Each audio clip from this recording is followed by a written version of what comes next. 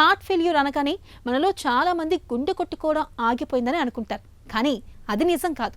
గుండె కొట్టుకోవడం ఆగిపోవడం అంటే అది sudden cardiac arrest. Heart failure అంటే గుండె పనితీరు మందగించిపోవడం అన్నమాట.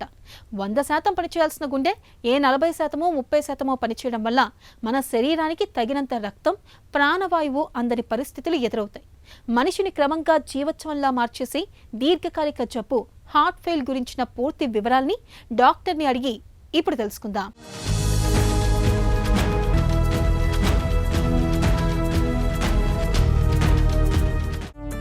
హార్ట్ అటాక్, హార్ట్ ఫెయిల్యూర్ రెండు ఒకటేనా? ఇప్పుడు గుండెపోటు అంటే మన గుండెకి రక్తం ఇచ్చే రక్తనళాలు అకస్మాత్తుగా మూసుకుపోవటము. దానివల్ల గుండె కండరానికి ఒకే సమయంలో సడన్గా రక్త ప్రవాహం ఆగిపోతుంది. అట్లా ఆగిపోయే పరిస్థితిలో ఒక పోర్షన్ గుండె కండరానికి సరిగా రక్తం వెళ్ళకుండా ఆ భాగం డ్యామేజ్ అయిపోతుంది. దీన్ని మనం గుండెపోటు, హార్ట్ అటాక్ అంటాము. హార్ట్ ఫెయిలియర్ అనేది గుండెపోటు వల్ల, గుండె కండరాలు డ్యామేజ్ అయ్యే వల్ల రావచ్చు అది మరి ఫ్యూచర్లో. లేకపోతే వేరే కూడా కారణాలు ఉంటాయి. మనకు గుండె కండరాలకే రోగం, వేరే కారణాలుగా రోగం పట్టేది, లేకపోతే జన్యుపరమైన కొన్ని కంజెనిటల్ డిజీజెస్ అని అంటాము, జెనెటిక్ డిజీజ్ అని అంటాము. ఆ టైప్ రోగాలతో కూడా మనకు గుండె కండరాలు బలహీనంగా అయిపోయి దానివల్ల మనకు గుండె పంపింగ్ తగ్గిపోవటం, దీన్ని మనము హార్ట్ ఫెయిలియర్ అంటాం. గుండె పనితీరు మందగించడానికి కారణాలేంటి? గుండె కండరానికి రక్తం ఇచ్చే రక్తనాళాల్లో కొలెస్ట్రాల్ డిపాజిషన్ వల్ల ఆ రక్తనాళాలు సన్నగా అయిపోతున్నాయి. సో దానివల్ల ఏమవుతుంది, రక్త ప్రవాహం మన గుండె కండరానికి సరిగా రావట్లేదు. దీనివల్ల మెల్లమెల్లగా మన గుండె కండరాలు నష్టమవుతాయి, డ్యామేజ్ అవుతాయి, మన హార్ట్ పంపింగ్ దానివల్ల తగ్గిపోతుంది. ఇది ఒక ముఖ్యమైన కారణం. ఇది మనకు ఒక సడన్గా గుండెపోటు వచ్చి ఒక సైడు ఒక పోర్షన్ గుండె కండరాలు డ్యామేజ్ అయితే కూడా దానివల్ల కూడా మనకు ఫ్యూచర్లో సేమ్ ప్రాబ్లం రావచ్చు. దాని తప్ప మనకు గుండె రక్త సప్లై బాగుంటే కూడా గుండె కండరమే వీక్ అయిపోయినట్టు కొన్ని రోగాలు ఉంటాయి. దీన్ని మనము మెడికల్ టర్మ్లో కార్డియోమయోపతి అంటాము. గుండె పనితీరు తగ్గినప్పుడు తలెత్తే సమస్యలు ఎలా ఉంటాయి? సో ఒక్క ముఖ్యమైన కాంప్లికేషన్ ఏమంటే మనకు సివియర్గా హార్ట్ ఫెయిలియర్ అని రావటం. సో మామూలుగా లక్షణాలు ఎలా ఉంటాయంటే కూర్చున్నప్పుడు బాగానే ఉన్నాము, కానీ మనం ఏమైనా పరిశ్రమం చేస్తే, ఏమైనా ఎక్కడన్నా నడిస్తే, మెట్లెక్కితే, ఏమైనా పని చేస్తే అప్పుడు మనకి లక్షణాలు బయటకు వస్తున్నాయి. కానీ ఇదే ప్రాబ్లం ఎక్కువగా అయింది అంటే మరి మనకు ఈవెన్ రెస్ట్లో ఉన్నప్పుడు, లేకపోతే మామూలుగా కూర్చున్నప్పుడు, పడుకున్నప్పుడు ఉన్నా కూడా ఎక్కువ ఆయాసం రావటము, బ్లడ్ ప్రెషర్ పడిపోవటము, ఇలాంటి సీరియస్ లక్షణాలు రావచ్చు. ఇంకొకటి రిథమ్ డిస్టర్బెన్సెస్, డేంజరస్గా గుండె లయ తప్పడం, ఇలాంటి జరిగితే మనకు ఒక్కొక్క పరిస్థితిలో సడన్ కార్డియాక్ అరెస్ట్ అనేది కూడా రావచ్చు. గుండె పనితీరు తగ్గినట్లు ఎలా నిర్ధారించుకుంటారు? ఫస్ట్ ఈసీజీ అనేది, ఎలక్ట్రోకార్డియోగ్రామ్ ఈసీజీ అని మనకు అందరికీ తెలుసు. మన ఛాతి పైన మనం వైర్స్ పెట్టి గుండె ఎలక్ట్రికల్ రికార్డింగ్స్ ఎలా ఉన్నాయని మనం చూస్తాం. ఇంకొకటి ముఖ్యమైన టెస్ట్ ఏముంటుందంటే ఎకోకార్డియోగ్రామ్. సో దానిలో మనం కరెక్ట్గా గుండె చేంబర్స్ ఎలా ఉన్నాయి, సైజు నార్మల్గా ఉందా లేకపోతే పెరిగిపోయిందా, వాపు వచ్చిందా ఏమైనా గుండె చేంబర్లో, గుండె వాల్వ్స్ ఎలా పనిచేస్తున్నాయి, దానిలో ఏమైనా లీకేజ్ ఏమైనా డెవలప్ అయిందా, గుండె పంపింగ్ స్ట్రెంగ్త్ ఎంత ఉంది, దాన్ని మనం ఇజెక్షన్ ఫ్రాక్షన్ అని ఒక పర్టికులర్ మెజర్మెంట్, ఈఎఫ్ అంటారు దాన్ని. ఎస్పెషలీ 50% కైనా తగ్గింది అంటే ఆ వాల్యూ మనం దాన్ని డిస్ఫంక్షన్ అంటాము, అంటే తగ్గిపోయింది ఫంక్షన్.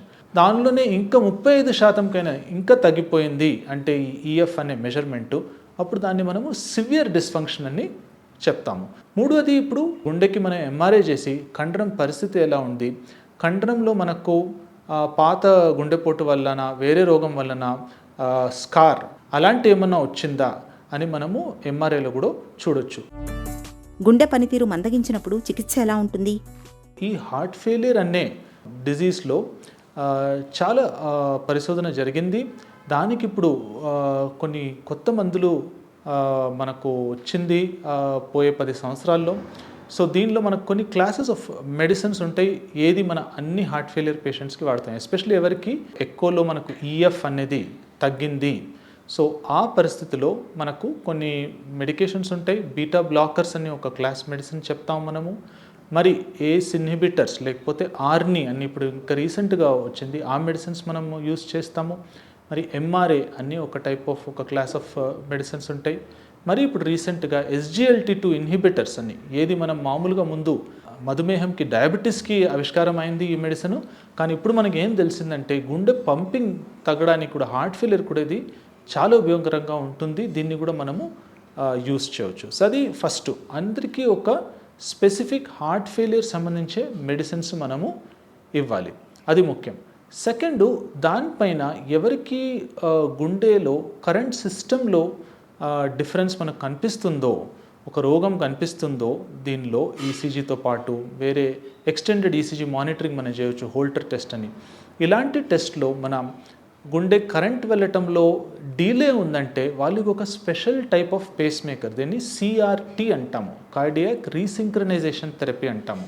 వాళ్ళకి ఒక special type of pacemaker మనము ఇక్కడ లెఫ్ట్ సైడ్ ఎడం భుజం దగ్గర పెట్టి దాని నుంచి గుండె లోపల కరెంట్ వైర్స్ వెళ్తాయి. సో దాంతో మనము గుండె కరెంట్ సిస్టమ్ని సింక్రనైజ్ అంటే ఒక కరెక్ట్ ఆర్డర్లో, ఒక క్రమమైన ఆర్డర్లో తీసుకొని రావటము, అప్పుడు మన గుండె పంపింగ్ ఇంకా ఇంప్రూవ్ అయ్యే అవకాశం ఉంటుంది. అలాగే నేను చెప్పినట్టు సడన్ కార్డియాక్ అరెస్ట్కి గుండె లయ తప్పడానికి రిస్క్ ఉంటుంది ఈ కండిషన్స్లో. అలాంటి రిస్క్ మనకు ఎక్కువగా అనిపిస్తుందంటే ఒక పర్టికులర్ కేసులో వాళ్ళకి ఒక special type of pacemaker పెడతాము, దాన్ని ICD, ఇంప్లాంటబుల్ కార్డియోవర్టర్ డిఫిబ్రిలేటర్ అంటాము.